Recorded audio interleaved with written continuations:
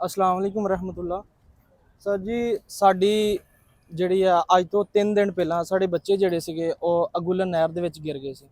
ਸਾਡੇ ਨਾਲ ਇੰਨਾ ਵੱਡਾ ਸਾਨਿਆ ਹੋਇਆ, ਉਸ ਦੇ ਬਾਵਜੂਦ ਅਸੀਂ ਅਪੀਲਾਂ ਵੀ ਕੀਤੀਆਂ। ਤੁਸੀਂ ਦੇਖ ਸਕਦੇ ਹੋ ਨਹਿਰ ਦੇ ਵਿੱਚ ਕਿੰਨਾ ਜ਼ਿਆਦਾ ਪਾਣੀ ਹੈ, ਪੁਲ ਨੂੰ ਟੱਚ ਹੋ ਕੇ ਜਾ ਰਿਹਾ। ਈਵਨ ਕਿ ਚਮਨ ਨਹਿਰ ਜਿਹੜੀ ਆ ਉਹਦਾ ਆਪਸ਼ਨ ਵੀ ਅਵੇਲੇਬਲ ਹੈ। ਆਪਸ਼ਨ ਇਹ ਅਵੇਲੇਬਲ ਆ, ਉਹ ਬਿਲਕੁਲ ਸੁੱਕੀ ਪਈ ਆ, ਉਹਦੇ ਵਿੱਚ ਪਾਣੀ ਵੀ ਛੱਡ ਸਕਦੇ। ਅਸੀਂ ਅਪੀਲ ਕੀਤੀ ਆ ਕਿ ਸਾਡਾ 2 ਫੁੱਟ ਜਾਂ 1 ਫੁੱਟ ਵੀ ਪਾਣੀ ਜਿਹੜਾ ਉਹ ਥੱਲੇ ਕਰ ਦਿੱਤਾ ਜਾਵੇ, ਤਾਂ ਕਿ ਸਾਡੇ ਜਵਾਨ ਜਿਹੜੇ ਤੈਰ ਸਕਦੇ ਨੇ ਉਹਨਾਂ ਦਾ ਪੈਰ ਤੇ ਥੱਲੇ ਲੱਗੇ। ਸਾਡੇ ਜਵਾਨਾਂ ਦਾ ਪੈਰ ਹੀ ਨਹੀਂ ਥੱਲੇ ਲੱਗ ਰਿਹਾ। ਠੀਕ ਆ, ਕਿਸੇ ਦਾ ਪੈਰ ਥੱਲੇ ਲੱਗੇਗਾ ਫਿਰ ਸਾਨੂੰ ਕੋਈ ਨਜ਼ਰ ਆਏਗਾ, ਸਾਡੇ ਕਿਸੇ ਦਾ ਅਸੀਂ ਢੂੰਡ ਸਕੀਏ ਉਹਨਾਂ ਨੂੰ।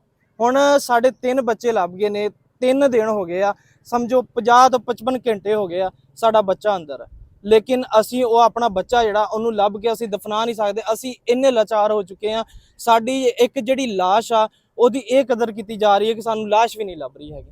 ਸਾਡੀ ਆਲਾ ਹੁਕਾਮ ਤੋਂ, ਵਜ਼ੀਰ ਆਲਾ ਤੋਂ, ਠੀਕ ਆ, ਸਾਡੀ ਮਰੀਮ ਨਵਾਜ਼ ਤੋਂ ਇੱਕ ਅਪੀਲ ਆ ਕਿ ਸਾਡੇ ਜਿਹੜੇ ਬੱਚੇ ਆ ਉਹਨਾਂ ਨੂੰ ਸਾਡੇ ਹਵਾਲੇ ਇਸ ਤਰੀਕੇ ਕੀਤਾ ਜਾਵੇ ਕਿ ਕਮ ਅਜ਼ ਕਮ 1 ਫੁੱਟ 1.5 ਫੁੱਟ ਪਾਣੀ ਜਿਹੜਾ ਉਹਨੂੰ ਥੱਲੇ ਕਰ ਦਿੱਤਾ ਜਾਵੇ। ਈਵਨ ਕਿ ਇਹਨਾਂ ਕੋਲ ਆਪਸ਼ਨ ਅਵੇਲੇਬਲ ਹੈ। ਅਸੀਂ ਉੱਤੇ ਅਪੀਲ ਤੱਕ ਕੀਤੀ, ਸਾਡੀ ਕਿਸੇ ਨੇ ਨਹੀਂ ਸੁਣੀ ਹੈਗੀ।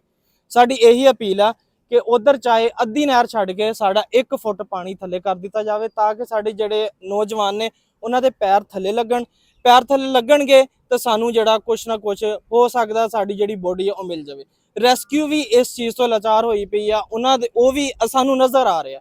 ਠੀਕ ਆ, ਉਹ ਵੀ ਇਸ ਚੀਜ਼ ਦੇ ਅੱਗੇ ਲਾਚਾਰ ਆ ਕਿ ਪਾਣੀ ਇੰਨਾ ਜ਼ਿਆਦਾ ਵਾ, ਕੁਛ ਵੀ ਨਹੀਂ ਲੱਭ ਰਿਹਾ।